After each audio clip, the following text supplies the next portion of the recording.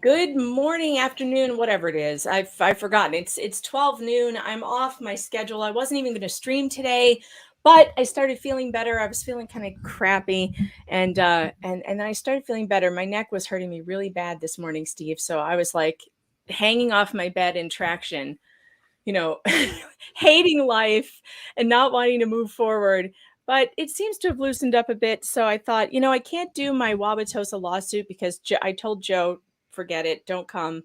I'm not feeling good. And we will reschedule the Wauwatosa lawsuit read through. But Steve Gosney is here. Steve, how are you? Great. In fact, I'm following up with our friend, Farmhand Tom, right now. I'm going to copy you in on the email because we're working, we're doing so much, we're moving, we're grooving, we're having so much fun, aren't we? We're having a ton of fun. It's true. It's true. And I wanted you here today because last night I'm laying down, I'm like scrolling through my phone, and I come across a story that I'm like, I got to talk to Steve about this story. This is insane. I mean, I know you have defended some pretty bad dudes. And that's honorable. Steve's a defense attorney. He's an appellate attorney. And we need that. We need appellate attorneys and defense attorneys who will defend even the most wicked among us to make sure their rights are not violated. There is a story that just came out. It just happened a couple days ago. 2 teenagers went missing in Oklahoma. I believe a 15-year-old and a 16-year-old. Their names were Brittany Brewer and Ivy Webster. And an Amber Alert went out for them. And the same day, they had been seen in the company of a convicted sex offender who had spent time in jail for a brutal. We're gonna get defunded here, guys, because YouTube does not like the words I have to use. That should just be the intro. We're going to get funded, guys. Yeah, we're going to get defunded. I mean, clearly. So please send the super chats because I'm going to have to. There's no monetization on this. Okay. But we are live on Rumble. We are live on Facebook.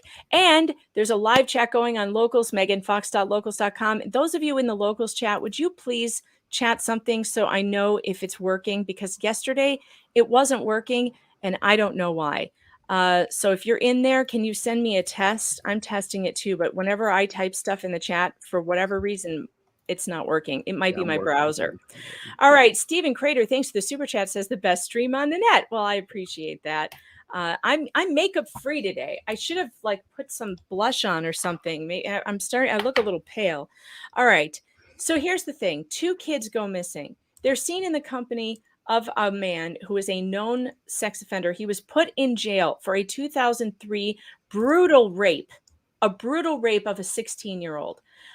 So brutal that the girl reported that she would never be able to have children. The doctors told her she would never be able to have children again. This is just a horrific tale. Flux, thank you for the super chat. Hi, Mom and Dad. We are the Mom and Dad of YouTube. That would be true. I forgot about that. You are the mother of us all. We need a law card. We need a law card. The Mom and Dad of YouTube, Steve. The Mom and Dad of YouTube. Okay, Tom. Make it Tom, happen. are That's you there? wonderful. I love you too. Y'all have to check Mo in the deep end. I feel like you and Mo might be the best moms on the internet. I'll have to check that out. I don't know about Mo, but thank you for telling me, Flux. And Linux Charms, thanks for the super chat. She says you could wait at least an hour to mom shame us, Megan. I need to mom shame you guys for yesterday, because yesterday's 2-hour live stream, I think I walked away with $35. Totally unacceptable. Plus, I gave away a book. That's not happening again. I may not start raffling off books till we hit $100. Then I'll start raffling off books, because I can't afford that. I can't afford that. $35 paid for my gas to the post office. Now, come on.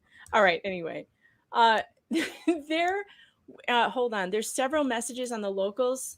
See, I don't see any of your chat on locals, you guys. So something's going on, and I'm going to have to let them know that I can't see it. So that sucks. So if you are in the locals chat, just know I can't see you there for whatever reason right now. And I will work on getting that fixed.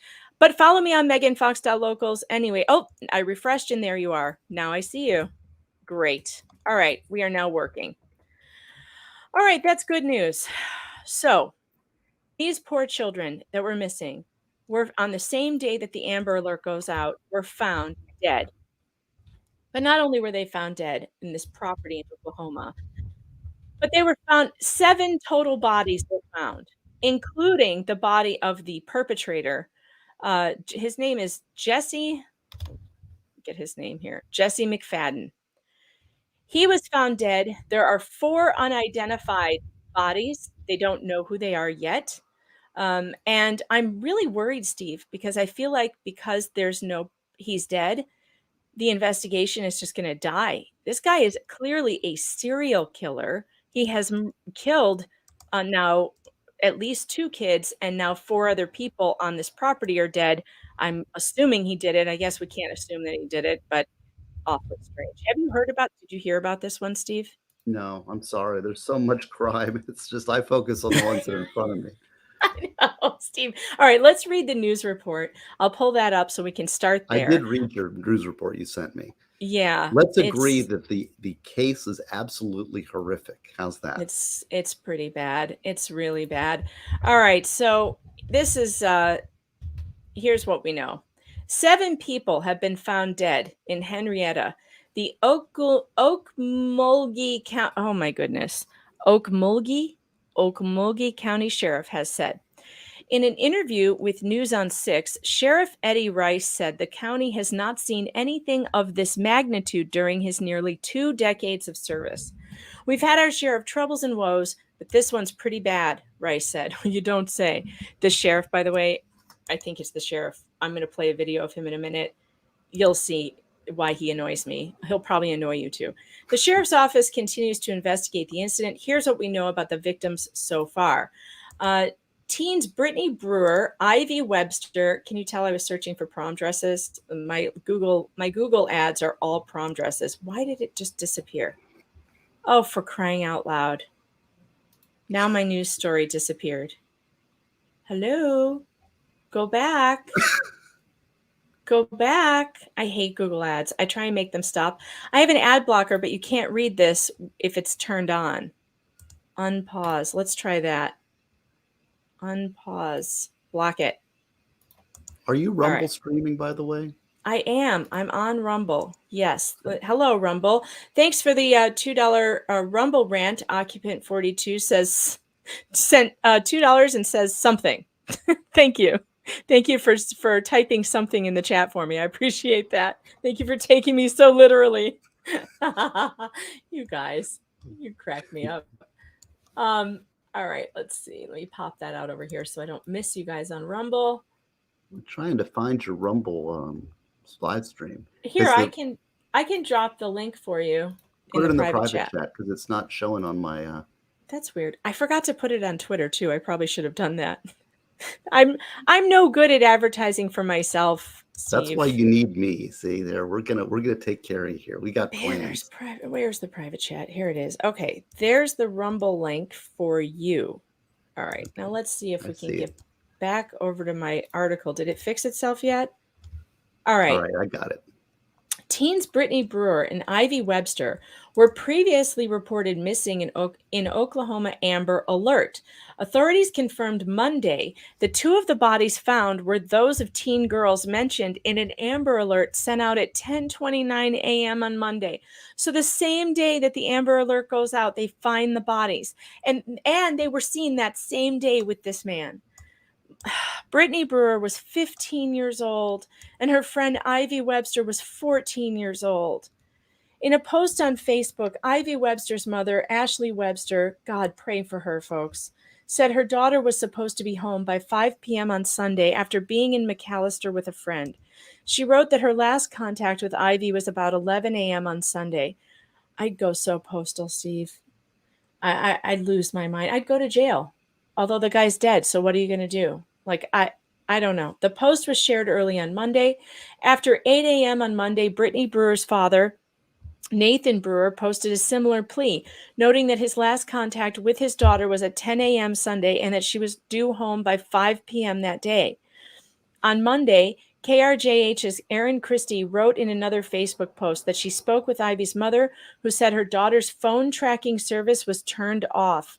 Christie also noted that the two girls never went to McAllister. Jesse McFadden, now this is going to make you very angry, was due to face trial over child porn charge that day. Authorities, and he was released on his own recognizance, this guy. Now, he had already served time. Wait a second. What? He was ROR'd? I believe so. Yeah, he was released on an appearance ticket, like an appearance ticket. On right? a child porn trial? Yeah, on a child porn charge. He was ROR. There's no bail? No, I don't think so. I mean, isn't that what that means when he's allowed to come to court himself? Yeah, but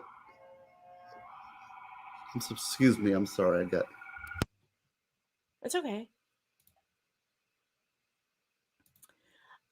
Authorities say the body of Jesse McFadden, 39, was found at the scene.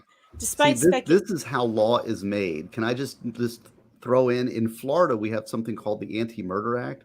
Mm-hmm. And there's basically these kind of cases all of a sudden crank up bond schedules for everybody because these horrific fact patterns, they say called bad facts make bad law.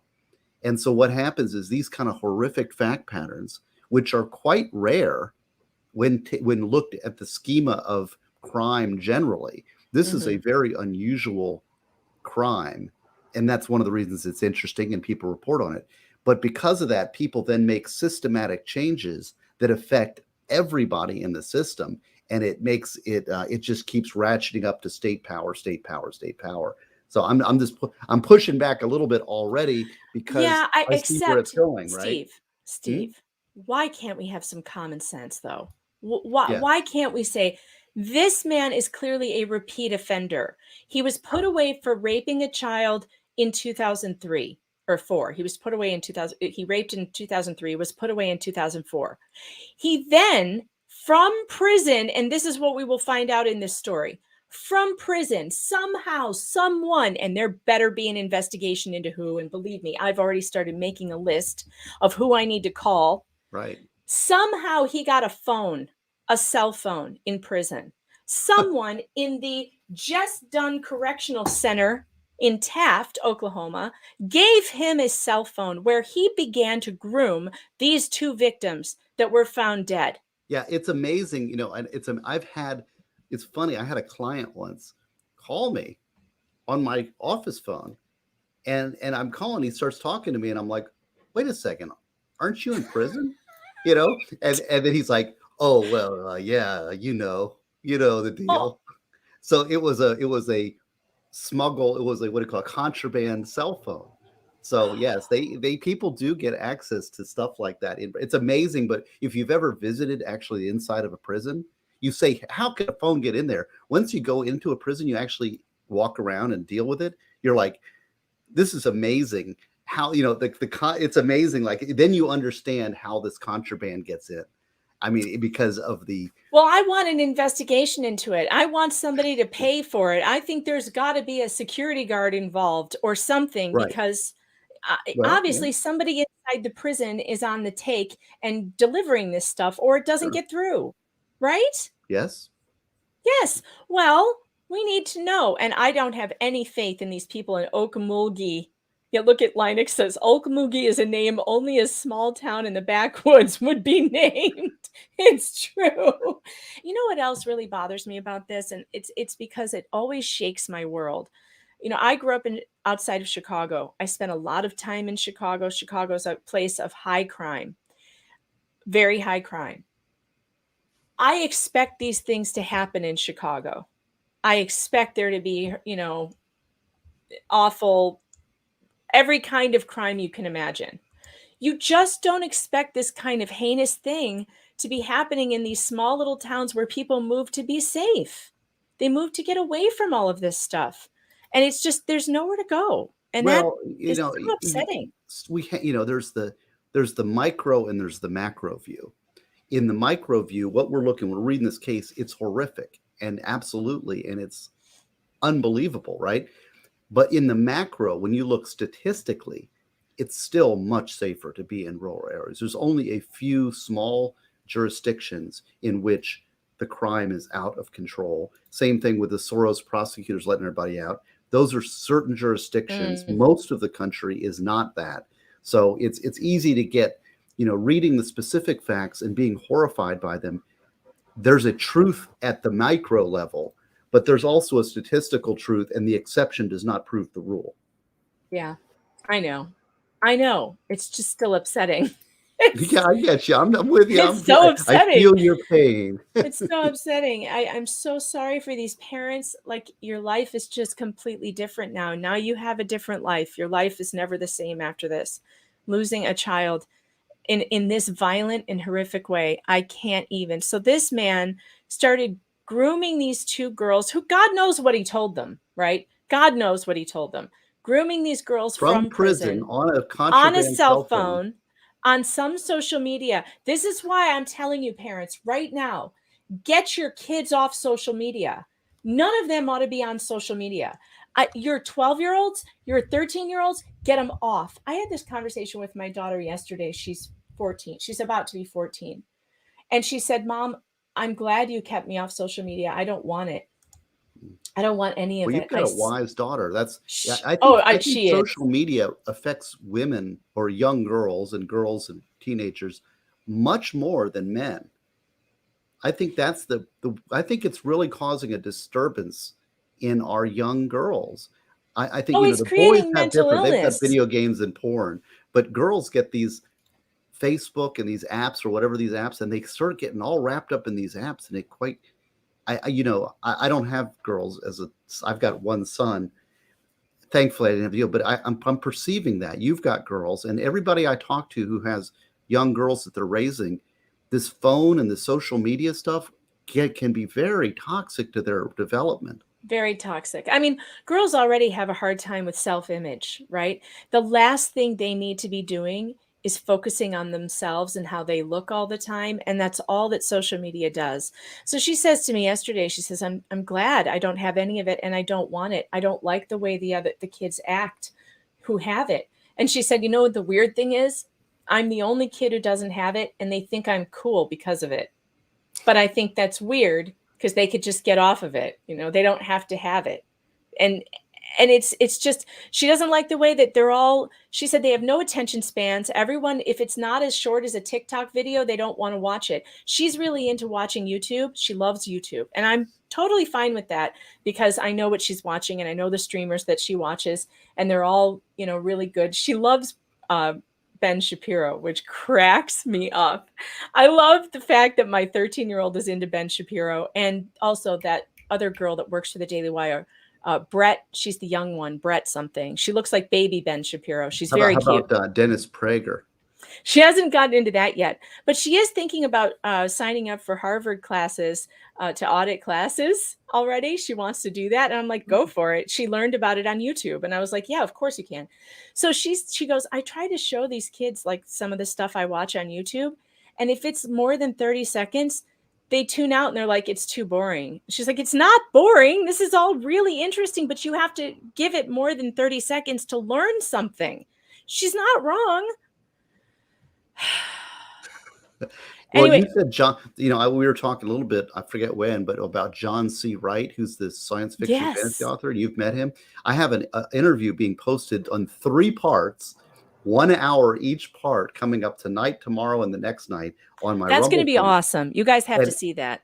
he is brilliant. You just listen to him talk, and he said he and I are. He's like, I think he's a more advanced version of me. We are so much alike in so many ways, but he's smarter, more prolific, has studied the great books in much more depth than I. And so I'm just the student, but we both talk over each other. And so I get scolded several times. So if you want to see Gosney getting scolded for talking over people, you can hear John C. Wright. And you said your daughter likes him too. My oldest one, my 17-year-old, she loves his books. She's a big reader. She's my Have her bookworm. tune in. I think it's to be posted like 5 or 6 o'clock tonight Eastern I on my will. Rumble. I will tell her about I'm it. doing that. It's fast. He gives his whole story because he was a militant atheist. I So know. I've interviewed him about that story because when I became a fascinating. Catholic, when I converted to Catholicism, I talked to John about it a lot, and then he came on and told his story on my channel a long time ago. It's a very interesting story. You guys got to tune in for this for sure, for sure. Okay, the ads on the article is driving me crazy, so I'm just going to read it without I pulling love it it. up I on the love screen. it. So obviously you have proms in your future. It's this weekend. It's this weekend, and the dress has been bought. And but my God, it's like it just won't go away. And the shoes that I got her are amazing, so I'm very excited about that. That's coming up this Saturday, I guess. I think there is their prom. All right, so Rice said on Monday, and this is I guess it's the medical examiner. Has yet to identify the bodies, noting that his office believed they had found everything that we were seeking at the scene. But in a Facebook post on Tuesday morning, Janet Mayo said her daughter and grandchildren were among the victims. She named the victims as Holly Guess and her children, Riley Elizabeth Allen, Michael James Mayo, and Tiffany Dore Guess.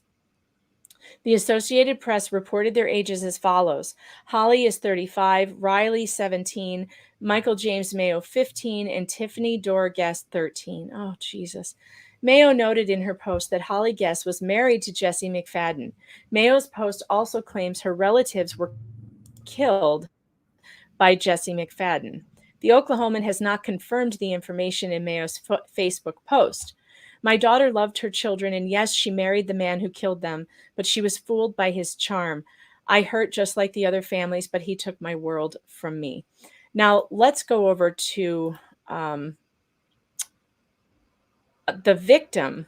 So one of his previous victims, the one who reported in 2003 that this man raped her, gave an interview to Ashley Banfield. And let me share that with you. We can watch that because it's just unbelievable that this is, it just goes to show that the district attorney and everybody else involved in this dropped the ball. If what this victim says is true, they didn't even tell her that he was getting released from prison. This is gonna make you mad. Here we go. Let's see. Let's move forward. Joining me now is Crystal Strong. Crystal was a child rape victim of McFadden's in 2003, and she helped to put him in jail for 20 years. Crystal, I can't imagine what you're thinking at this time, given what you've been through, and then just hearing from Milena about what she's coping with. I mean, I'm okay. My trauma's been dealt with. My heart goes out for the families. I begged the DA a long time ago not to ever let him out of prison because I knew that he would do this to someone else.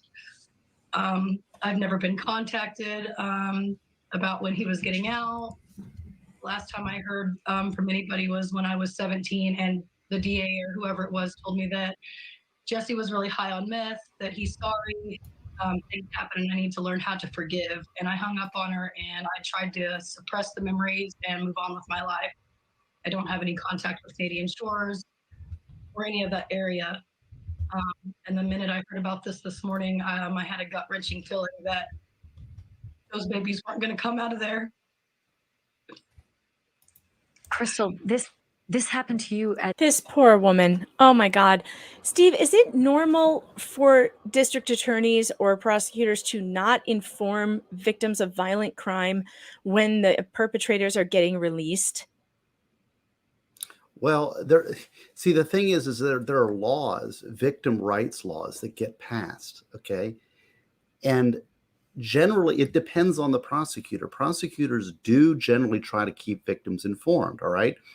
The problem is that there's really no sanction against prosecutors for failing in their duty. They are absolutely immune to anything, so they can fail. Like we have this problem on the other side with what they call Brady material, that the prosecutors are supposed to keep databases of Brady material on police officers, but they just don't do it.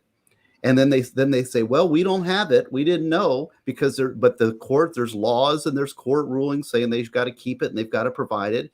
But then they just don't do their job. And therefore they don't provide it. And then it's like, well, we don't know what we don't know. And then there's no sanction for them failing to do their job. Same thing here. You have a duty and a lawful duty, and some prosecutors do the job and they're on top of it. But if they fail, they're in government. And government, there's no sanction. You know, we talk about Catholic Church, right? Oh, the Catholic Church has priests and all this stuff, and we got to sue them and all this big damages. But you're much more likely to get molested in public schools. But there's no big attack on public schools because they're government employees and They're there's not only limitations they're and not only liability. just more likely to get molested in public school, they're 50 times more likely to get molested in public school than they are at church. That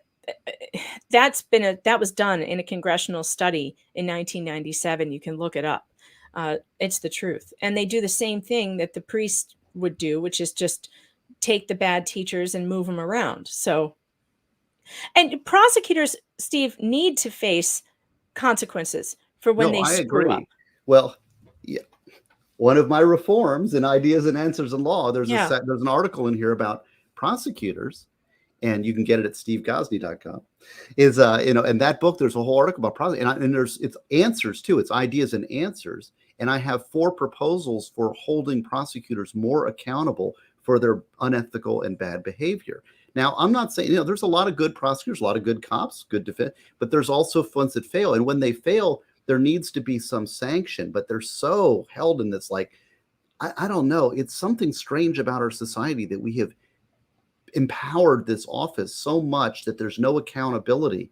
I don't know it's a real imbalance in the system. Well, it gets worse because Okay. this poor woman, Crystal, then goes on to say that the only call she did get from a DA was to tell her to forgive this man. at the same age. I mean, Brittany's mom just told us she had only just turned 15. You were 16 when he attacked you. What was the circumstance? He was actually, so I grew up, my dad lived around there, around Canadian Shores, and I grew up with his girlfriend and her sister. And he had showed up. I had been at a party that night in McAllister, and I had left my truck in McAllister and got drove home by someone else, some friends. And 3 friends actually, and my stepmom had drove by that night in the middle of my rape, but they kept going because my truck wasn't there. But Jesse had showed up and kept telling me that Holly kicked him out. He needed somewhere to go, things like that. And I was like, look, you really just need to call Holly. Like, you don't need to be here. And then I remember just being shoved through my door, a sock in my mouth, and being tied up to my own bed, and just horrible things happening. I remember the DA telling me that I would never have children. I just suppressed a lot of those memories, and then today brought it all back. And I just, all I wanted was those babies to be brought home. And that's what we were all hoping for when that alert went out, that they would find those girls. I've been talking to Caitlin Babb. They've been putting her case on the back burner for a lot of years. The girl with the pornography, with the charges that he was supposed to go to court for, he basically told. So this is the girl, he was finally supposed to go to court. What she's talking about is the case that he was now supposed to be facing the music for, that he was supposed to show up in court for the day that they found all the bodies. And he didn't show up in court, which is why the judge issued a warrant for his arrest. She says they were slow walking this one for way too long. He had photographs of this girl that somehow he got through grooming or whatever. And she'll talk about that. Her this morning, and I have screenshots of him telling her that when this all goes down, this is going to be your fault. And supposedly she gave that to the cops, I guess, and nothing was done. And I want to be really clear, Crystal, you're talking about Caitlin. She was the subject of those lewd photographs that Jesse McFadden had in prison on a contraband phone. And she has spoken with you and given permission for you to tell her story. Yes. She said that everybody keeps blowing her off. Sorry, repeat that?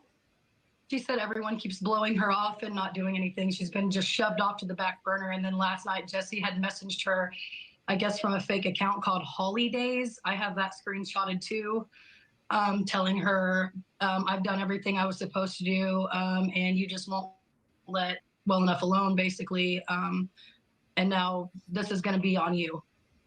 Basically, I felt like he was telling her he's going to do something, and she just... So the police there were letting him threaten his victim while slow walking, whatever the hell it was, the DA slow walking this, the trial, bringing charges. This is unbelievable. Who did this guy know in this little town is my question. Well, you've got somebody in chat here who says they're from Oklahoma, and this is just like everybody. This is burning Oklahoma up. And see, this is the problem with our stinking mainstream media, is it's like, it's flyover country and it doesn't matter, so we're not going to report on it. It's a local story, but it's like, why is this one not huge news? This is a big story. And it's like I say, in Oklahoma, it's a huge story. And these are, of course, it's crime and it's tragedy, and all crime, like serious, the depravity and the level of evil of the crime makes it a big story. And it's sad, but crime ain't going anywhere. It's part of the evil of human nature that it exists, and it's heartrending. Joseph says Gosney DeSantis law would have prevented this. Just saying, we're going to get to that. Actually, so would life in prison. Yeah, this is true. He should never have been let. First of all, I want to know, and we still haven't got it through the news reports, how many years was he sentenced to for the rape of this girl, Crystal, and how long did he serve? How old was she when she was raped? She was 16. And how old was he? I don't know how old he was, and they didn't. It was in 2003. So I don't know. They don't say how old she is now, so I don't know. But I'd like to know how many years he spent in jail for that, because if you ask me, he should have gone to life in prison for that. That's a person you cannot put on the street. He's not safe. It's not safe.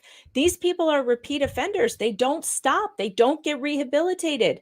I know we're going to disagree. I know. I'm not disagreeing with you. Yeah, I'm not disagreeing with you. Why people put like there's my role as a defense attorney, and there's my role as a human being.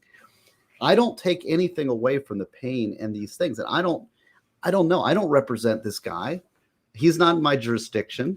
Right. I'm not going to make the best. I'm trying to be fair, and have I said anything to put me in this box like I'm defending the evil sex predator? No. It's just that I know that you and I both I've had serious questions about the death penalty, but when it comes to this kind of stuff with kids, with murders of kids and murder and rape of children, I feel like that could be the one exception. If all the evidence is there and it's clear cut and it's not ambiguous in any way. I think some people are too dangerous. We can talk about this after you finish. See, this is like all I'm talking about now is the death penalty. And I know that's what I do and that's my life and all this, but jeez. But okay, let's keep going. Finish it up and we'll talk death penalty if you wish, my queen of all mothers. Well, I'm with you though. I mean, I don't think the death penalty is a very good deterrent. But sometimes I think for the sake of our sanity, certain dogs need to be put down. But I don't like the way our state does it. I don't like the way the state does it. I don't like the way Oklahoma just had a major case that was problematic. I think I'm not speaking out of turn, that was a guy that had been put in the death chair and had been given his last meal 3 different times. Oh, geez. And there was all kinds of prosecutorial misconduct, and there was I shared that. It was on one of my streams that I did pretty recently on my Rumble channel, where the guy has now been exonerated, or, and he had been given his last meal 3 different times, but dodged a bullet. But there was prosecutorial misconduct. They were hiding evidence, and there was actual evidence that was suppressed that was his innocence. And it was really, and I think there's been a moratorium in Oklahoma's death penalty because of that case. See, that's the thing. Then the state screws it up. They go after guys where they didn't have the evidence, or the evidence was ginned up by the prosecutor. And hidden exculpatory evidence is hidden, which is surprisingly common. I hate to say it, but this is what upsets me so much. The prosecutorial misconduct is so dangerous and deadly to the system because they go and they cheat to get a win. Mm. And this is and so people use these horrific examples of absolute guilt, and they say, yeah, but you're also empowering the prosecutors to play these games, and they're immune. They get away with it. They get promoted. They become judges. The ones that are the worst prosecutors are the ones that get elevated. There's no answer to this. So then we have to just tolerate this evil because the prosecution is so evil too. It's untenable. All right, let's move on. We're almost done with this. I said, you need to take that to the cops. And she said, I did, and nothing's being done. And she was prepared to go through with this court hearing today, because this court hearing today for him was about that. She's been trying to do this. This all happened, I guess, when she was 15 years old. He even told her about me back when all this happened, tried telling her that it all started like I was trying to do it with him, and then all of a sudden I didn't want it anymore. He had that girl so brainwashed. Thank you for watching. Go to News Nation. Now, so she was a victim. He went to prison on her case and then was released. Yeah. Is that what's happening? Yes. And while he was in prison for her case, he was soliciting child porn photographs from this other girl, which is what he was supposed to be in court for today. I mean, not today, Monday, yesterday. Joseph in your chat. Joseph Whitaker is crushing it. Can I call him out and give him special love? And he points out the sketchy case, and he remembers, and I don't. This guy knows what he's doing. Glossip. Look up Glossip. Yeah, that's it. Richard Glossip. Okay. Who was that? The Oklahoma case? That's the Oklahoma death penalty case. And see, this is the balance. And we had a long discussion on Joe's last night about the death. I'm getting sucked into the death penalty again. But I'm gonna write a book on it so I can say buy my book. I knew you were writing a book on it, so that's why people ask you. We ask you because you're the guy who deals with these death penalty cases too. You're doing it, so you have a good perspective. I think it's really hard. I have changed my mind on the death penalty from of course it's okay to no, I don't think it's ever okay to maybe only in certain very rare circumstances is it okay. But it's like abortion, like it should be difficult and rare, or what's the thing? Right. Safe, legal, and rare. Safe, legal, and rare. That's what we should say. Death penalty, safe, legal, and rare. Yes. You know how that works. You give the government power and they run with it, and all of a sudden it's like, well, it's spitting on the sidewalk, pretty bad problem. Death will solve this. Yeah. Yeah, I know. I mean, that's the thing is that in bad cases, the thing you got to keep in mind is the continuum. It's the question isn't whether this is the way. I mean, people say, well, you're a bleeding heart liberal. You know what a bleeding heart liberal I am, right, Megan? Yeah. and so it's like my maximum sentence that the government should give is life in prison without parole. I'm just a bleeding heart softy. I know it's just ridiculous. I'm so soft. I remember I would settle for life in prison too. The problem that I have is that we just don't get that for these child predators. Well, and I don't know about that either. Well, in Florida you do. In Florida you do. So can I give you an example of ridiculous? I'll tell you. Okay, let me push back on you, Miss Fox, Mrs. Fox. I had a case. Don't worry, kids. Mommy and Daddy are not fighting. We still love you. We still love you. So I had a case where a guy was a stepfather of 3 young girls. One was 11. At night, he goes into their room, swipes his hand from shoulder to shoulder over the clothes and over the covers at night for just a moment, walks out. Life in prison. Was he tucking them in? Well, our defense was he was bed checking them. Oh, Like to see your daughter's playing there. on games or off in the different thing. You want to check, so you go in there, you check them. Well, I don't The- understand how that gets life in prison. I can send you. We What tried were it. the charges? Lewd and Molestation? lascivious molestation on a child under 12. Well, how do you? And their testimony was that he touched them over the covers across their shoulders every night? No, one night. One night? All right, that doesn't make any sense, Steve. That's just insane. Well, you're such a bleeding heart. What, you're defending sex offenders now, Megan? But that's How not a dare sex you? offense, though. That's clearly Oh? not in the definition of a sex offense. Well, that was the question. Was it a lewd and lascivious touch with intent to like molest, or was So it weird. a father checking his stepdaughter at night? That was the issue at trial. I argued this. I did the jury trial twice. And then I got it reversed on the second repeal based on prosecutorial misconduct. And then the third time, he went down the third time in the third trial and got life in prison. And that one should have been reversed on appeal too, but it wasn't. But that's a long story, but I'll send you the case.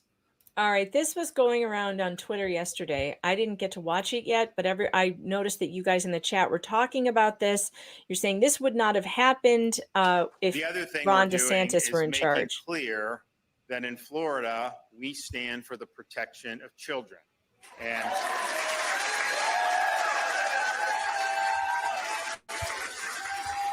I don't know why this is such a terrible recording. Sorry. And unfortunately, in our society, you have very heinous sex crimes that are committed against children under the age of 12 years old. And these are really the worst of the worst. And what happens is the perpetrators of these crimes are oftentimes serial offenders. And if someone does if they rape a child, and these are very young children, sometimes like 6, 7, 8 years old. If they do that once, chances are they will do it again unless they're stopped and unless they're incapacitated. And so we really believe that part of a just society is to have appropriate punishment.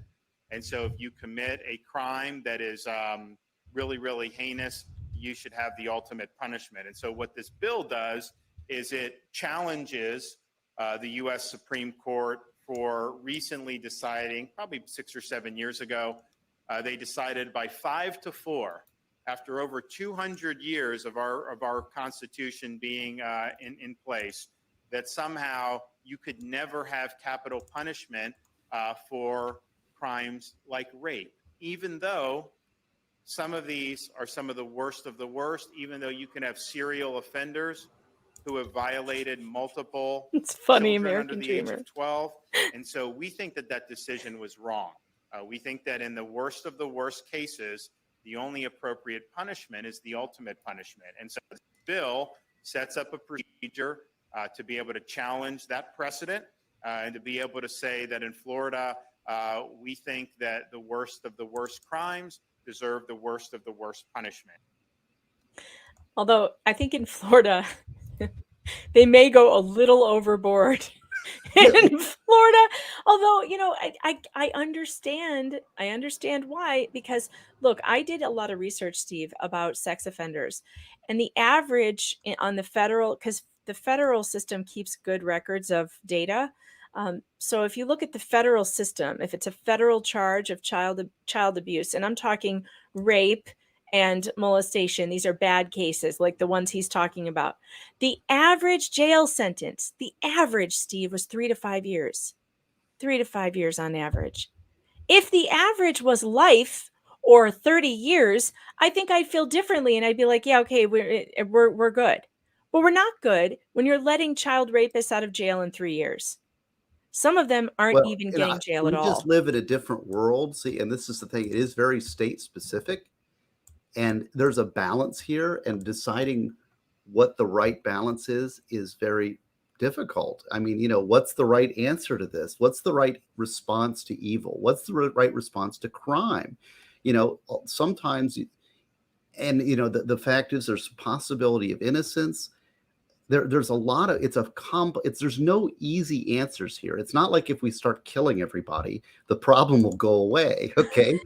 It's just, the thing is, Well, is if we that, started killing child molesters, I think that problem would go away. but who's a child molester? What is it? I mean, it gets really tricky. So here's my response to this generally. And I know that I'm asking a lot of questions and I'm giving you a hard time, right? I think we need to be we have to have fidelity to the law and to fairness and to process. And if we don't do that, like, you can't just make these snap judgments. And this is something I really respect about you and your reporting, is that, I sent you some stuff like, hey, did you see the latest thing on the Idaho killer? And you're like, yeah, I looked into it and it's just a rumor. I can't confirm it, so I'm not reporting it. And well, that didn't prevent like 5 other reporters from reporting it. but it was like, you were cared about the truth and about fairness. And I respect that tremendously. And that's the same thing, like these kind of things, you can have a reaction, a visceral reaction, but we have to give the process its due. We have to play fair. We have to give the defendants the benefit of law, the benefit of a jury, and then the benefit of measuring, of proportionality between the offense. These are all very hard, difficult, deep thinking decisions. And, when we cloud it with emotional fact patterns like we have here, we don't do our best thinking. And then it becomes a weapon that I'm right, you're wrong, and I'm going to beat you down, and you don't care, and I care, and I care more about them than you do, because you want life in prison without parole? Well, I want death. You're just a softie. And now it gives me some moral superiority over you because you're just a bleeding heart liberal, right? Which Right. I think there's a reasonable debate here between these penalties, and it's not easy for us to think there's an easy answer. You think that if people could have prevented these little children from getting killed, they wouldn't have prevented it. It's because of our limited perceptions, our limited humanity, man's capacity for evil, and our inability to detect it. It's tough. You can't pre-kill them. Right? I mean, it's like the thought crime in the future. I'm just throwing out ideas like this. Like for every case like this, and there's the Glossip case. Yeah, this apparently happened 2 hours ago. So there's some new information here. So let's hear what it Glossip. is. Okay. General Gittner Drummond Oklahoma's Attorney General Gittner Drummond looking to stop the execution of death row inmate Richard Glossip. He asked the U.S. Supreme Court to give him a stay of execution, and he says that there are enough problems with that Glossip's conviction that he deserves a new trial. Drummond says that while he does not believe Glossip is innocent, he believes he didn't receive a fair trial. Glossip is scheduled to be executed May 18th for the 1997 murder for hire killing of his former boss, Barry Van Treese. Well, that sounds like an interesting one that we should be looking into. Perhaps I should do some research on that. So if that's a great case. I did and actually, you know what? It's on my Rumble stream, and it's in praise of a great prosecutor or something like that. It's like Gosney praises a prosecutor because everybody says you're so hard on prosecutors and all that. And I love good prosecutors are to be celebrated, right? Yeah. The problem is we have so many bad ones that it's like easy pickings. It's ducks in a barrel. But in this case, this was a prosecutor. Because we in appeals we're saying, what about this non-disclosure? What about this these cheating in the trial? And we're always saying you got to stop this death penalty because there's exculpatory information. And the prosecutor, the lead elected prosecutor in Oklahoma, came out and supported the defense motion because they said, look, in fairness, we had an inspector general look at it, and there are major problems with this case, and so they supported it. And I read through the motion, and it was thumbs up to that prosecutor for being fair and honest and upholding the law and not just looking to hang somebody from a tree because look how great we are and how tough we are against crime. So I'm looking at, there was an article in The Intercept a while ago. So this would have been. Yeah, here there's a really good, you need to For every one of these horrific crimes, you should focus on an Innocence Project kind of person, and Oh, that will and give you. believe me, those make me really super angry also. And this is the reason why the death penalty doesn't work, because we have prosecutors that need to be investigated like these ones. This one is an article from The Intercept, says Oklahoma lawmaker calls for investigation of prosecutors who convicted Richard Glossip. So I guess the misconduct was bad enough that they've been calling for, I wonder if that investigation ever got started. Do you know? Have they been I'm not investigated? sure. We have this Joseph Whitaker there, and he's obviously in Oklahoma and has got some knowledge and some insights. He knows these cases, so he has some knowledge. You've got good, knowledgeable chats. So I don't know what the status is. This is something you should report on because it does balance out. I mean, and see, here's the thing. I'm trying to be fair about it. I have my advocate hat, but I also try to look at this and say, the people that are pro death penalty, think it's a good public policy and they want it to be implemented, they look to these evil fact patterns like you're reporting, right? Mm-hmm. Then the people that are against the death penalty, they look to fact patterns like this, and they look for people that are exonerated, or maybe the people were executed that were actually innocent. And so we each have our facts that we support our little position. Well, what about this? And what about this? And then we're talking past each other and we aren't really making a good public policy decision. Instead, it's an emotional decision. But this one, this prosecutor to me is the kind of, this guy is excellent. What's his name? I praised him in my The lead prosecutor? I don't know. In this one, this is about the prosecuting ones. Well, there was bad ones below, but then the one that was supporting the stay was very fair and what a prosecutor should be, which is an upholder of the law and fair process, because Mr. Glossip is also a citizen of Oklahoma, and that prosecutor owes him a duty of fairness, just like he owes the victim's family and the society of fairness. This is interesting. Glossip was sentenced to death for the 1997 murder of Barry Van Treese at the Best Budget Inn, a rundown motel owned by Van Treese. No physical evidence connected Glossip to the crime. Instead, the case against Glossip was almost entirely based on the testimony of Justin Sneed, then 19, who admitted to bludgeoning Van Treese to death with a baseball bat inside room 102. So somebody else killed him, but he got put in prison for it. Sneed implicated Glossip as the mastermind behind the crime, but only after a highly coercive interrogation by Oklahoma City police detectives who repeatedly emphasized their belief that Glossip was involved. From the beginning, Sneed offered wildly shifting accounts, starting with his confession to police and continuing through each of Glossip's trials, where he was the star witness for the prosecution. In recent years, Sneed has continued to contradict himself, while a slew of new witnesses have come forward to say that he'd boasted about falsely implicating Glossip in order to save his own skin. After failing to convince Governor Stitt or the Oklahoma Attorney General to investigate Glossip's case, the Oklahoma lawmakers turned to Reed Smith in February of 2022, and the firm took the work pro bono. 30 attorneys, 3 investigators, and 2 paralegals have reviewed over 12,000 documents and interviewed more than 36 witnesses. The firm's first report was released in June. Since then, they have released 2 additional reports, and the most recent in September 20. In all, the reports contain bombshell revelations that paint the clearest picture to date of Glossip's wrongful conviction. Among the most compelling pieces of new evidence are handwritten letters from Sneed that reveal how close he came to taking back his story about Glossip. In 2003, a year before Glossip's retrial, he was tried twice. Wow.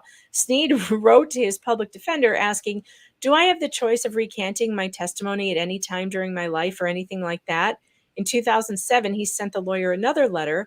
"There are a lot of things right now that are eating at me," he wrote, things that he needed to clean up. Although he didn't specifically mention recanting, he suggested that he'd made a mistake. The lawyer, Gina Walker, who has since died, discouraged him from coming forward.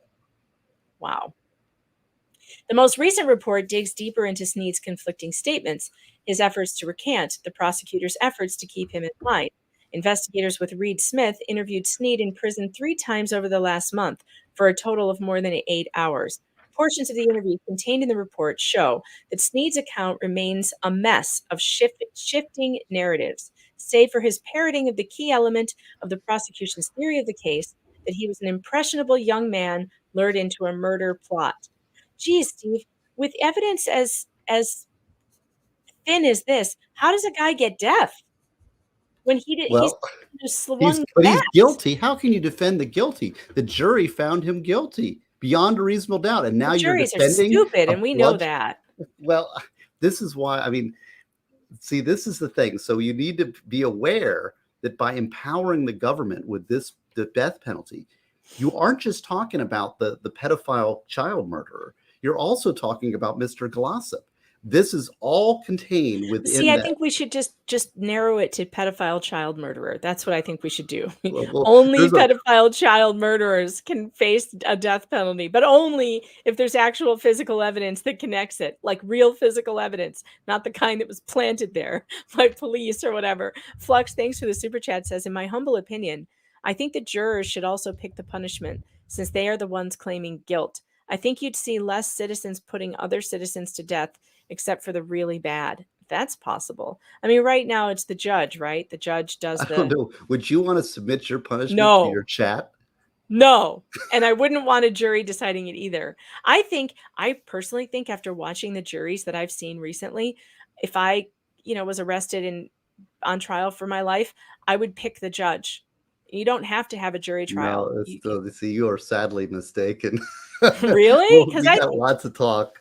Really? Because I think the judges at least know the law, or at least they're supposed to know the law.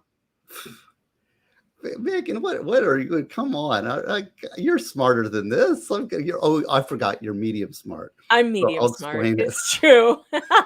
You may have to explain it to me slowly. Well, judges are all former prosecutors because, of course, they're not soft on crime.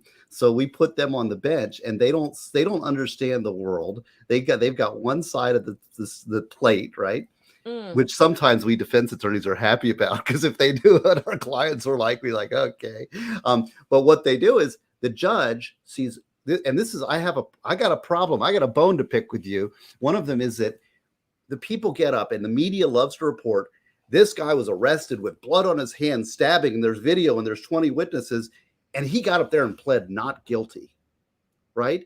When in fact, what we're saying at arraignment is, we haven't looked at the evidence. We haven't explored the guy's rights. We haven't negotiated with the state. We are not ready to either enter a plea or ask for a trial. So that's what it is. But instead, it's termed a not guilty plea. And then everybody gets up in arms and say, how can you say he's not guilty? You, defense attorney, are a liar. And so I think, and because then what happens is 6 months go by and you plead guilty. And then it's like, okay, so what the judge is seeing is 1,000 people come in front of him, and 999 of them say they're not guilty. And then they change their minds later and say, oh, I lied, I'm guilty. And then when the one guy that's actually not guilty gets up, he says, you're not guilty. He says, no, I'm really not guilty. He's like, yeah, just like the other 999 people that lied to me before. So I think it shouldn't be a not guilty plea. I think it should be, we're not ready to enter anything. We're not ready. So let's just give me a continuance, because it upfronts the lie. That's one little pet peeve, one of my little hobby horses. Flux says, if I'm innocent, judge. If I'm guilty, jury.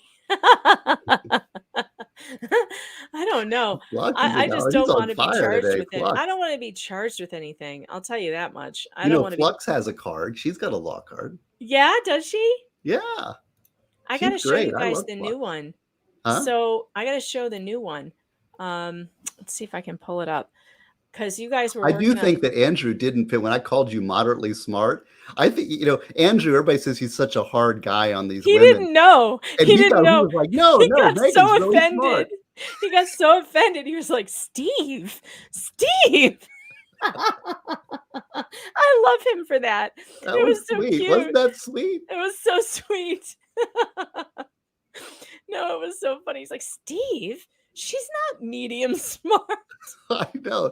He's like, she's a, because I think I thought he was a media smart or something like that. Like he misheard it. And he was correcting me. He's like, no, it's media. She's media smart.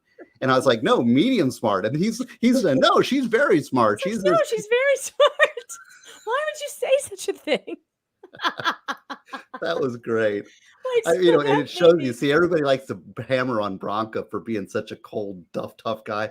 We know. We know. He's not. He's a softie underneath it all. But what's so funny though is that we were talking about the law card.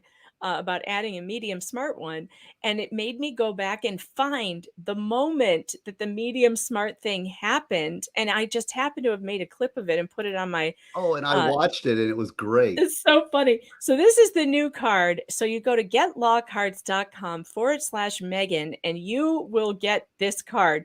It says here, we're not seeking perfection here. Medium smart is good enough. Look at the funnel. Not smart, borderline smart, medium smart. There I am, right there. Above average and smart. That's so great. And then it says, despite being a successful columnist, podcaster, and author, medium smart is a label Megan Fox has come to embrace. I love it so much. I love that too. Oh, God, it's hysterical. Occupant 42, thanks for the Rumble rant, says, if the law is on your side, the judge. If you only have an emotional argument, go with the jury. Maybe. Well, these are also things that you very much debate. And most of the time, we end up with juries. Occasionally, we'll ask for a judge. Can I give you one more? Let me give you another case. Do you know about Keith Allen Harward? This guy right here? No. Okay, check him out. Keith Allen Harward. Okay. Can you see that? It's not clear, but I can look him up. It's Harward. Okay. See this picture here? Yeah. That picture right there is the only picture that he has of him as a living human being let me see.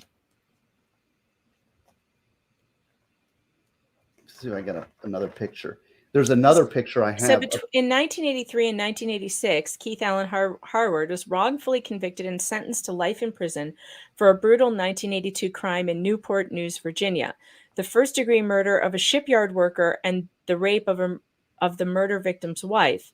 The case against Harward relied on bite mark evidence and blood typing testimony that ignored test results, excluding Harward as the perpetrator. In March 2016, lawyers from the Innocence Project and from Skadden, some other firm, including MAIP board member Donald Salzman, filed a petition for a writ of actual innocence after results from DNA testing proved that Harward could not have committed the crime. Yes, he spent 3.5 decades in prison. Ooh. He'd never been convicted of anything before. They came out, it was a sailor off of a Navy carrier that was based in Virginia. And based on bite mark evidence, they convicted him, it's faux science. And basically he doesn't have a picture of him on his 30th birthday, his 40th birthday, his 50th birthday. There is not one photograph of him between the time he went, and his parents never saw him free alive again. Both died while he was in prison. And this is a really good book by Chris Fabricant called Junk Science in the American Criminal Justice System, which features this case. And it's the horrific. I mean, he bludgeons it. The crime scenes are in there. You can see that the husband was bludgeoned to death in his home bed, and the woman was raped in front of the body. What is it called again? The book? It's called Junk Science by Chris Fabricant, who's part of the Innocence Project. And I'm looking at my favorite website, abebooks.com, that you taught me about the other day. Oh, yeah. Isn't that a good site? Yeah. So, this is the thing. I mean, for every Jeffrey Dahmer, there's also this counterbalance. There's probably five for every, let's be honest, for every Jeffrey Dahmer, there's probably 5 innocent guys in prison. Well, it's tough because, it's difficult because we're talking about it, and I'm using some examples to push back, and then you can bring up the Jeffrey Dahmer example, and then I'll bring up something else. And it's this continuing back and forth. It's a system. We need to improve the system generally, and that is by getting prosecutors to play their roles fairly and to put checks on their power. It's to get disclosure, to have judges enforcing the law in their courtrooms through due process, through getting reasonable people in the society so our juries are making reasonable decisions and are skeptical of the state evidence. Everybody needs to play their role and work the system, and that's the best we can do. And it's not perfect, but it's better than ideological warfare going on and played out into the criminal law, and people projecting, I already know what's happening and I've got my decision and this is the way it should be. People are talking past each other, and it's a de-evolution of society. It's another institutional meltdown, amongst many. And it's too important, because I can't think of anything more horrific than an innocent person spending 3.5 decades on life in prison, or even going to death row on when they didn't actually do it. I mean, it offends me in many levels.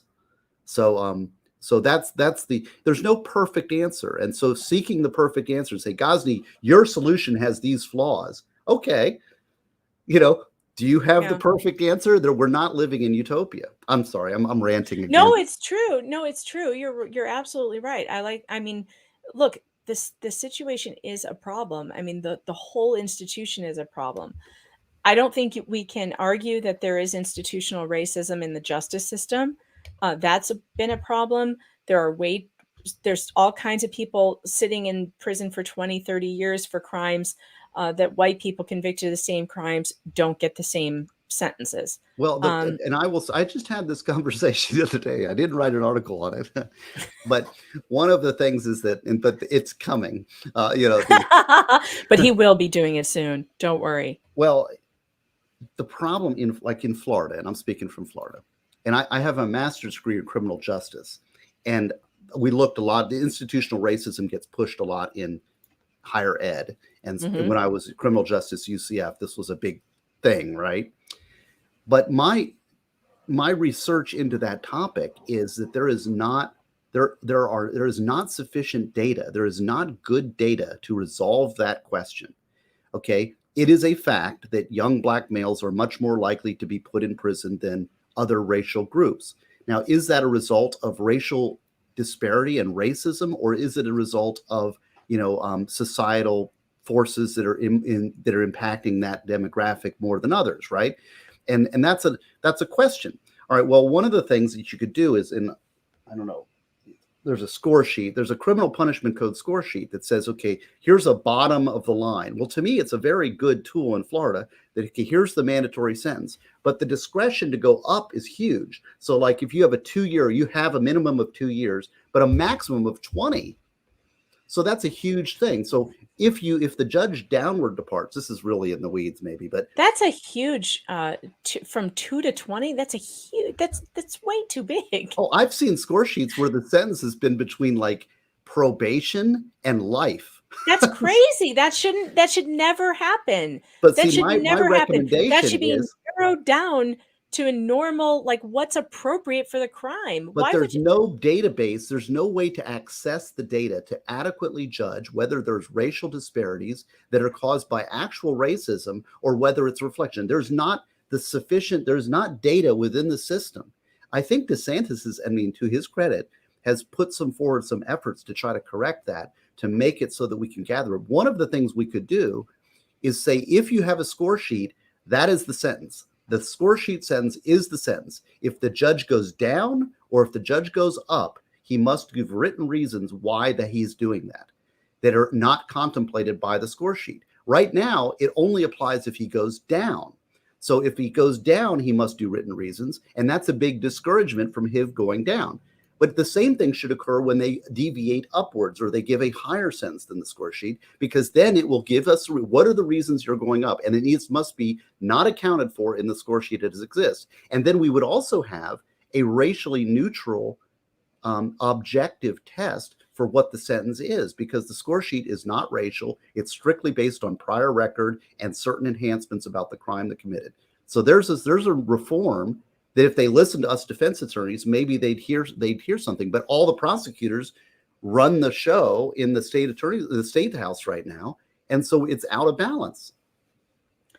Well, I think the answer is to start putting prosecutors who don't do their jobs in prison instead of letting them get away with it. Well, it needs to. In 30 years.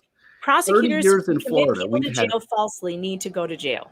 Well, Ideas and Answers, prosecutor chapter. In 30 years, there have been 5 prosecutors who have been sanctioned for improper closing arguments before the bar. Is that just in Florida? Yes, in Florida, over 30 years. That's 1 every 5 years, a prosecutor gets sanctioned. You know what that means? Don't do it again. Yeah, that's not good. That's not good. Yeah, and so you can't tell me that. Warrior Biash, thanks for the super chat, says, are we doing books today? Well, I don't know.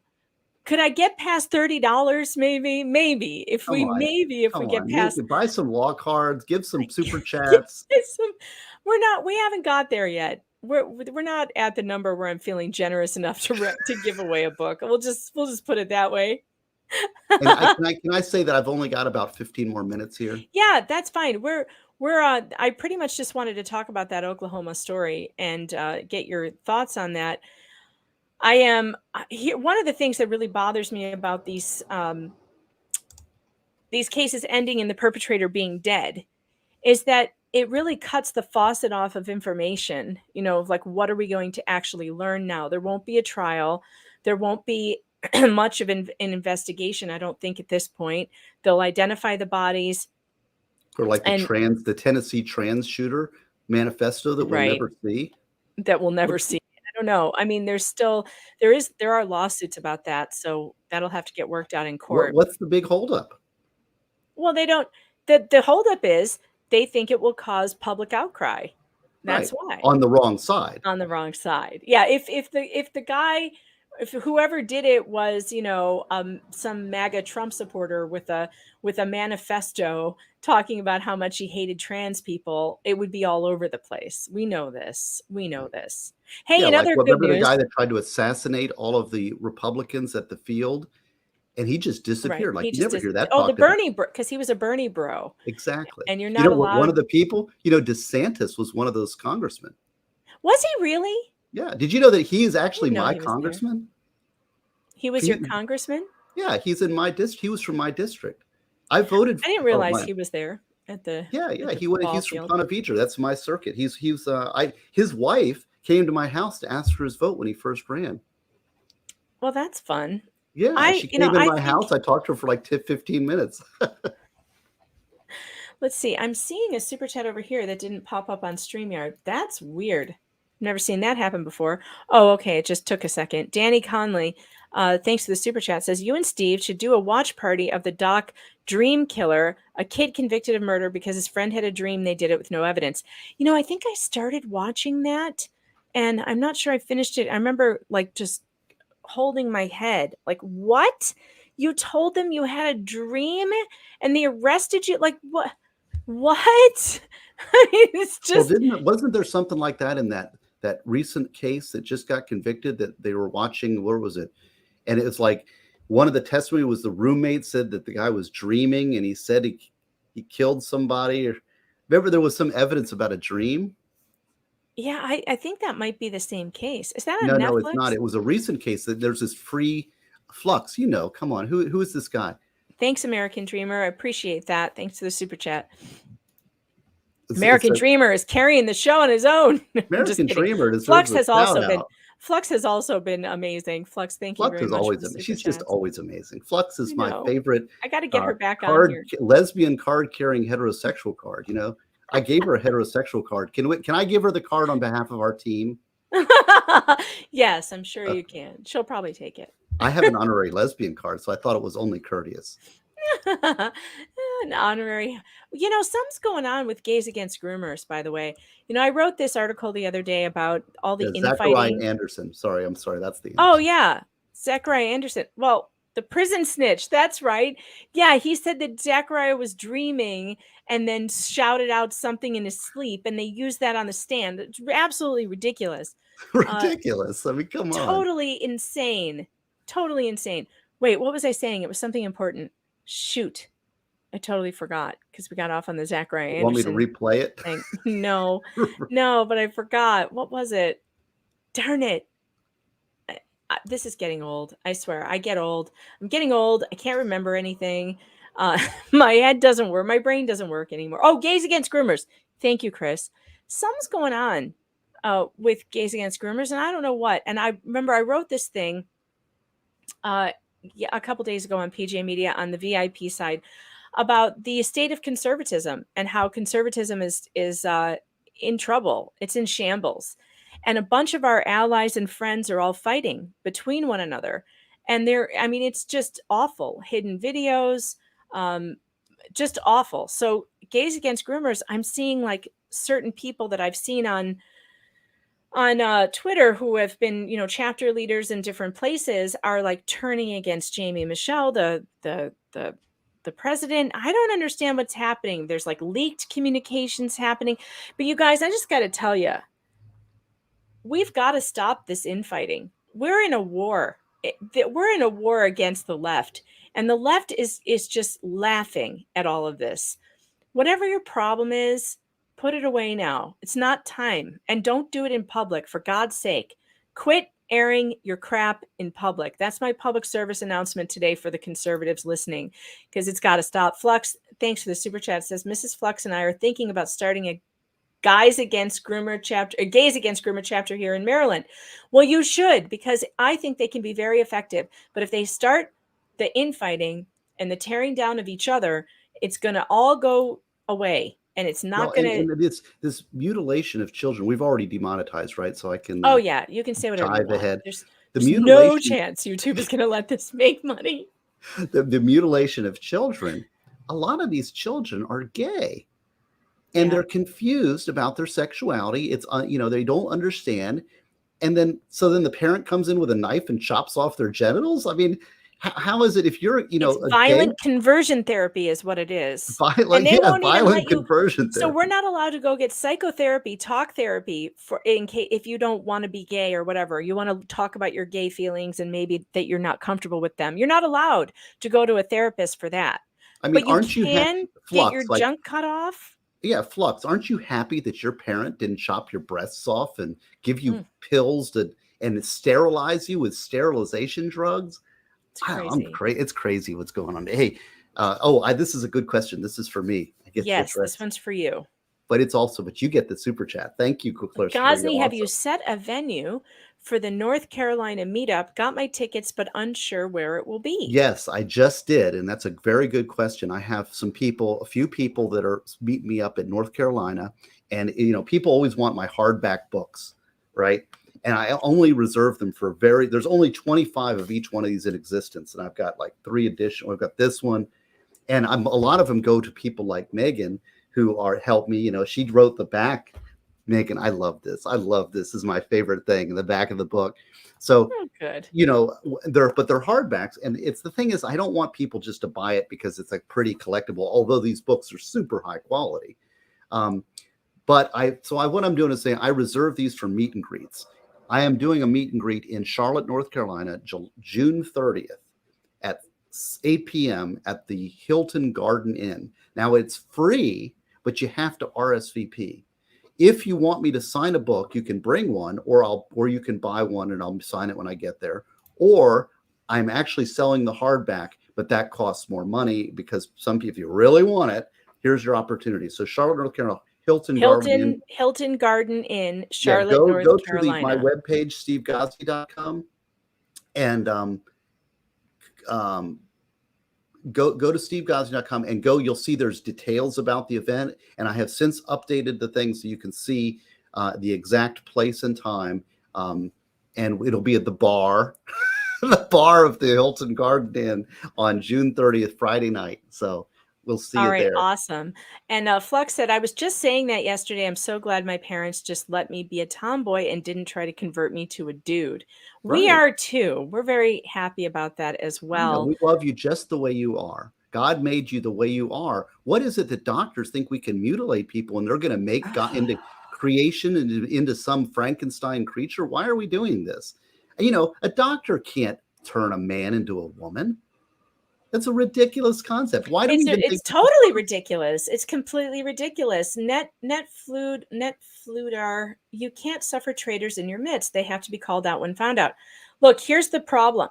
When you start calling out people in your conservative movement or your movement that the left is attacking, the left hates Gays Against Groomers. They hate them because they're effective.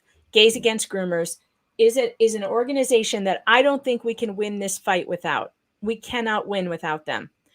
We cannot win without a loud group of gay and lesbian and trans people saying, stop doing this to children. Right. And Well, and it's a threat to the narrative, just like black conservatives, you know? so of course you're going to have people who join movements who are troublemakers. That doesn't mean though that you take to Twitter and start making a federal case out of it when the left is looking for any reason to tear down gays against groomers. I'm just saying, my helpful piece of advice to those of you involved is keep it in-house. Keep it inside. You know, get rid of them if you have to. Respect disagreement and treat each other with respect and seek the truth. And don't tear down other folks. Be good to each other, right? What does Flux say? She says it's from the Bill and Ted. Be cool to each other. What is it? It's the be excellent to each other. Be excellent to each other. No, that's absolutely true, and we do need to work on that better. I mean, look, here's the thing, and this is what we're dealing with right now. This is what I've been writing about at PJ Media, and this is what is bothering me the most. What we are fighting within ourselves are differentiating between people who want to be famous and rich and people who really are trying to fight for a cause. And those are two different people. And there's all kinds of, we make fun of grifting and we make fun of the grift.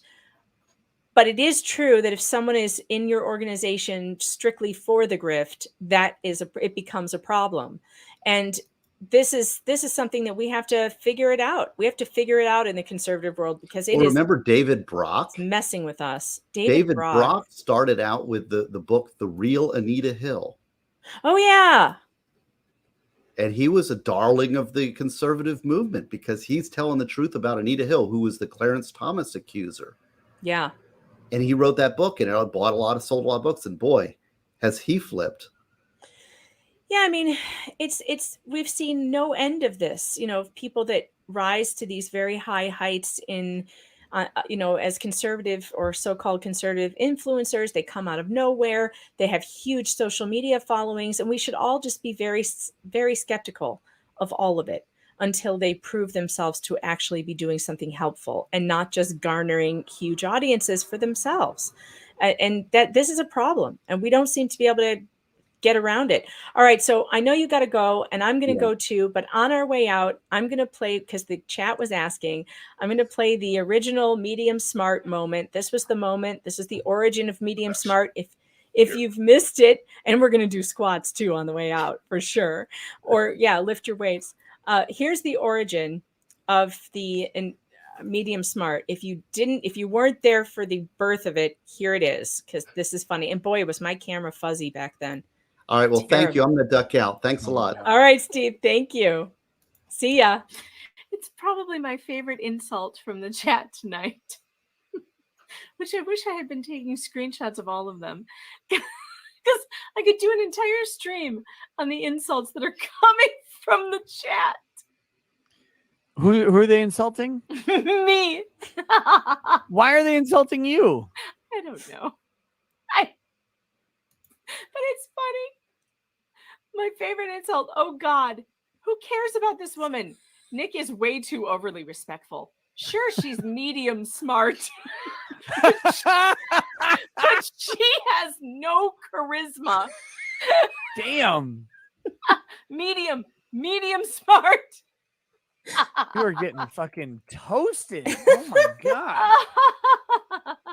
God, they loved me the last time. Apparently, I knew I was going to bomb tonight. I said that. I said that the expectation is too high. I'm going to bomb. It's going to happen. Low medium. Battle Elf says low medium. Thank you, Battle Elf. Yeah. Seriously, guys, let's get precise with our things here. You can't just say medium. I need a medium high, medium low. We need to know is she like a 3.5 smart or a 4.5 smart? By the way, I posted Polar Bear's GoFundMe. Oh, this was so funny. I'll throw a couple more out there if you want to check it out. Look, as with all of these GoFundMes, I never know the veracity of them. You gotta judge them for yourself. But thank you. Oh, Hootskin says mid, so you're a medium smart. That's nice. Yeah, it's like reading mean tweets. This is fun. I should have been taking screenshots of all of them because there were some doozies. Damn. And I missed some of the good ones. if I could remember what they were, but I'm too old to remember. But medium smart is probably one of the meanest things anyone's ever said to me. Well, you just moved to medium low smart if you can't even remember the insults. Matt Fields. Oh my God, Holly. She said I'm having a medium good time. Matt Field says, thank you so much for bringing Megan Megapint Fox back on. She's just a joy, and she's so funny on her own stream. She's almost as good of a guest as Dollhouse Phil. Hashtag Team Balls. Are you familiar with Dollhouse Phil? I am not. Oh, well, this is a gentleman. I have a dollhouse right behind me. Do you see the dollhouse that's in construction right behind me? I think we're talking about the same thing.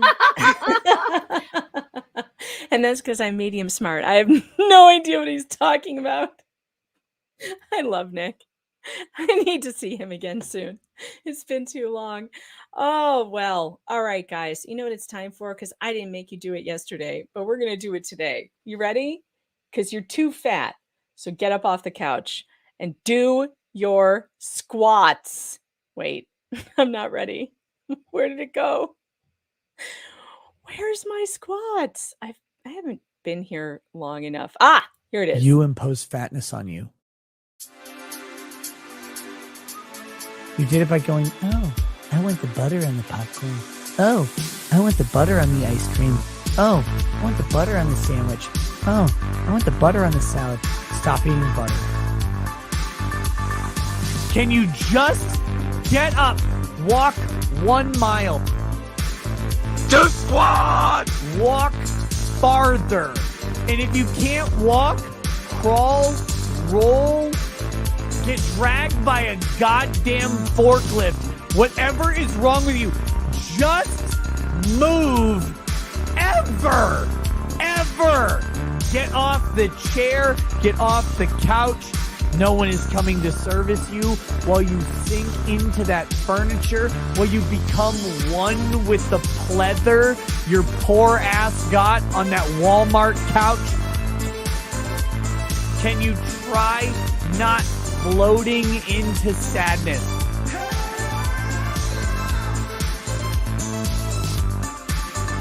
Stop eating, stop drinking, start walking, start doing anything that you haven't been doing, you fat piece of shit. All right. Oh, God, it's been too long. The squats, man. The squats. Whew. All right. I took a lot of walks while I was in Arizona. I walked a lot because it was so nice outside, but I did not do the squats. So now I'm going to be sore again. Dang it. Are these 80s workout video clips? Yes, I found them for you specifically. I put that clip together on my own with one of Nick's fat shaming rants, which are hilarious. Okay.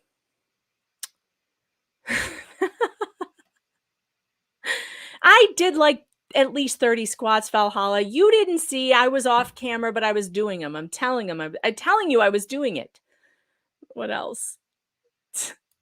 All right. So go to getlawcards.com/Megan Fox. You're going to get a special card thrown in that Farmhand Tom is going to give to you when you order with my promo, with my Megan at the end. And you'll get the medium smart card. And I know he's throwing signature cards in. I just don't know whose you'll end up getting, but I just sent him a pack with my signature, and then he's sending me more. So I'm going to sign those and have those to raffle off or give away. Did I just break a sweat? Yes, I'm panting a little. All right. So I promised locals yesterday that I was going to show you the chickies, the new chickens that I have. I don't have a chick cam, unfortunately, because I'm too much of a boomer to know how to do that. I wish I could set up a chick cam. I just don't know how I would do it. Well, actually, I could take you. Do you guys want to see the chickies? Or if you want to see the chickies, get on to meganfox.locals.com.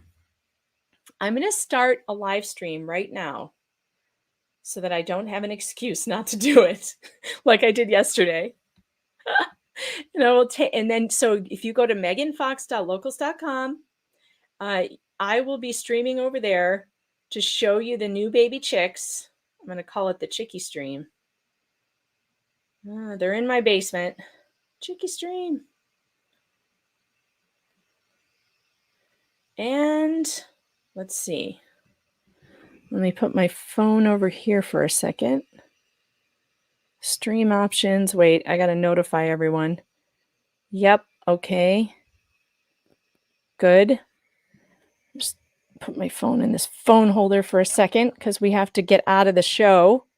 All right. I'm starting a live stream on Locals. So if you guys are not on Locals, hey guys, I'm still on the air. Hello, Locals. We're going to go and see the chickens right now. As soon as we are out of this show, don't forget to follow me on meganfox.locals.com. If you're not over there, you're missing out on cooking streams, which we need to get back to. Going to be doing that soon. And also chickens, dog stuff. Oh, the dog. I can't even get into it right now. I have a problem with my dog. It's a bad problem. Pray for Archie Ruckus because I came home to him having a double ear infection. Oh, MJ, thank you for the huge super chat right at the end of the show. You're amazing. For my favorite medium smart journo. Thank you. I appreciate that. Billy, yes, the squats clip is on my channel somewhere. I'll see if I can find it. And I think it's on my YouTube channel. But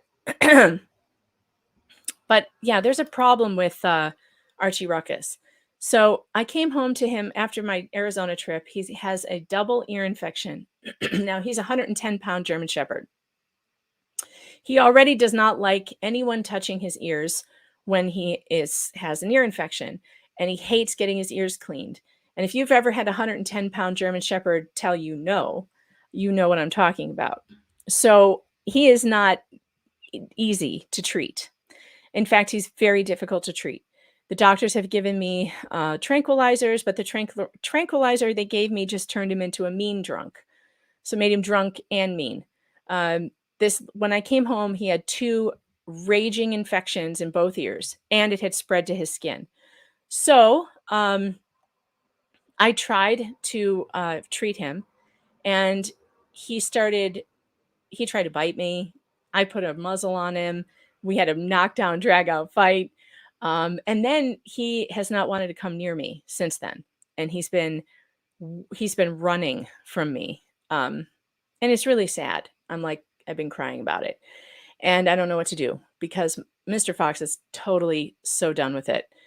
Because his attitude is very bad with him too. Like he doesn't understand that we're trying to help him. But he's a dangerous dog if he's going to be like that. If he's a mean, drunk German Shepherd, I can't have that around kids. So if I can't get a handle on this, I don't know what I'm going to do.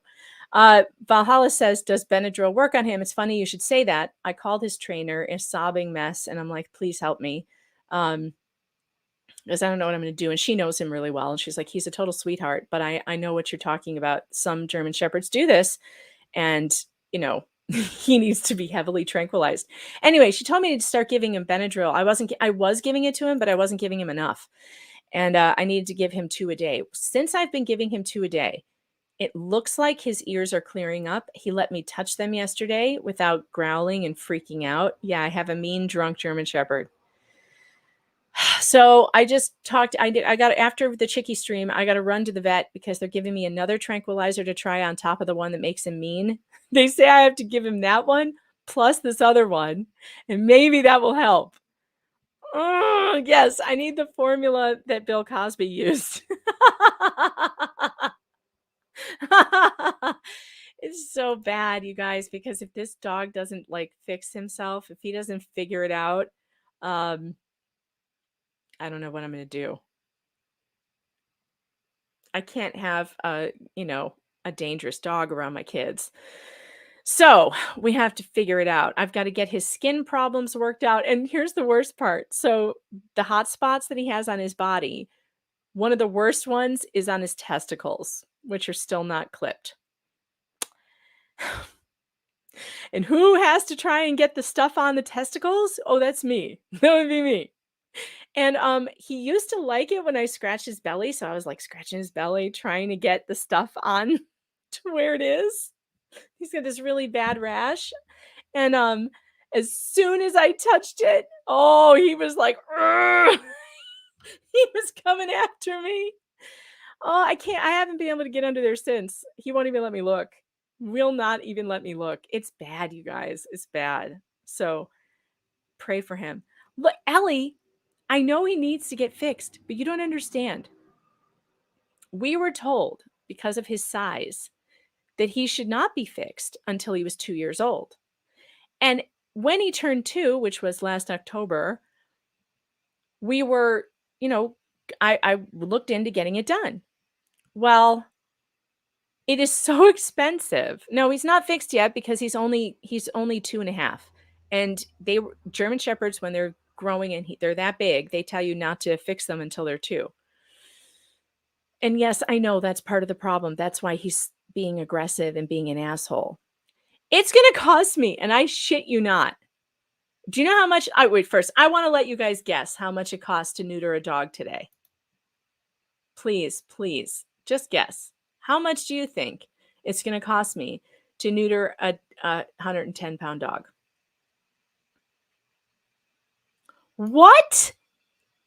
Valhalla, what are you talking about? That cannot possibly be real. That can't be real. That sounds painful. And I could know who's going to do that. I can't get near them. All right, you guys are saying 700, 500, 220, 500, 350, 200. No, it's going to be over $1,000. Yeah, Minwolf is a lot closer to the free with ASPCA. Well, you guys, I live in the country. I live in the middle of nowhere. I don't think there's any ASPCA here. I could check.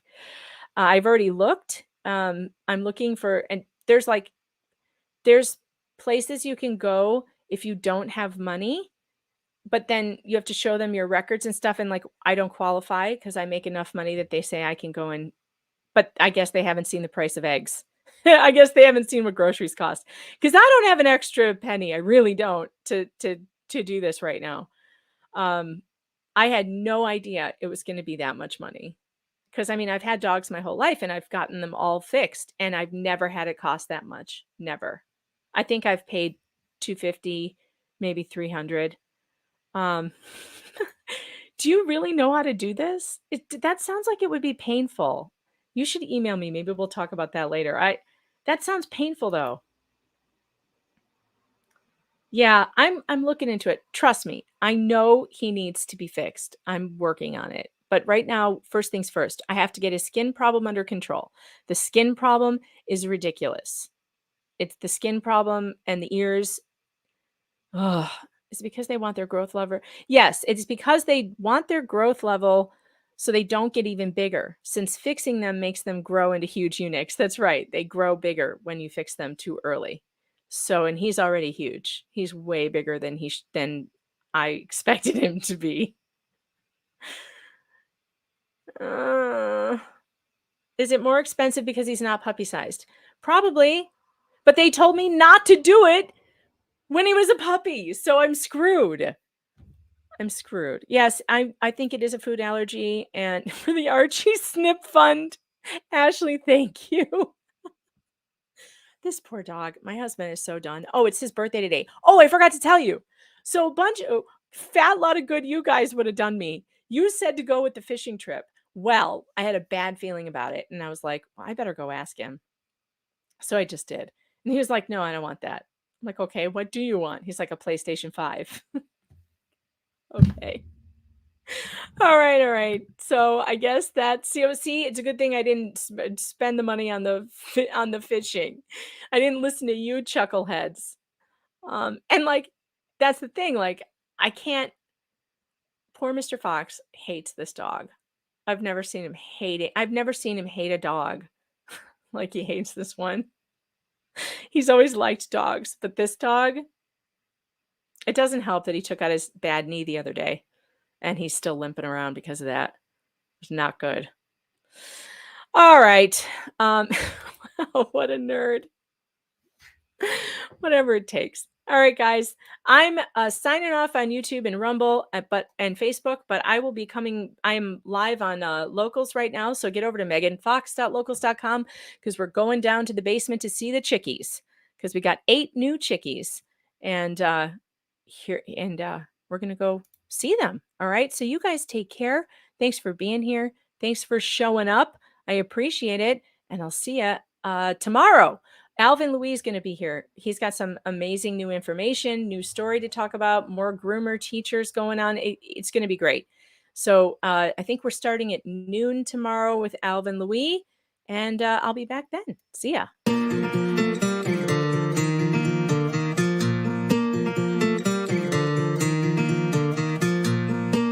I was so lost, my world is near its end. I almost felt my head is full of a million choices. I am alive, I'm not here to pretend. I love my friends, my heart is filled with a million voices. Oh, this road has many choices. Oh, and my heart, million voices. Come next to me, my friend, embrace the sky. I'm not afraid to fly. It's not the time to say goodbye.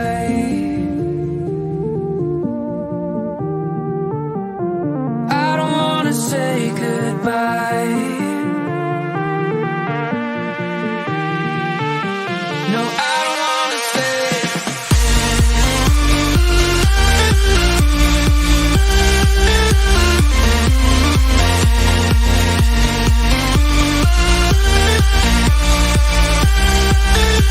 No, I don't wanna say goodbye.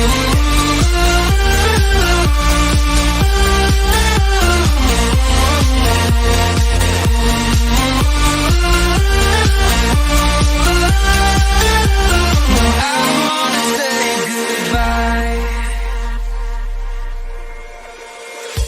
This time I know my road is near its end. I almost felt my head is full of a million choices. I am alive, I'm not here to pretend.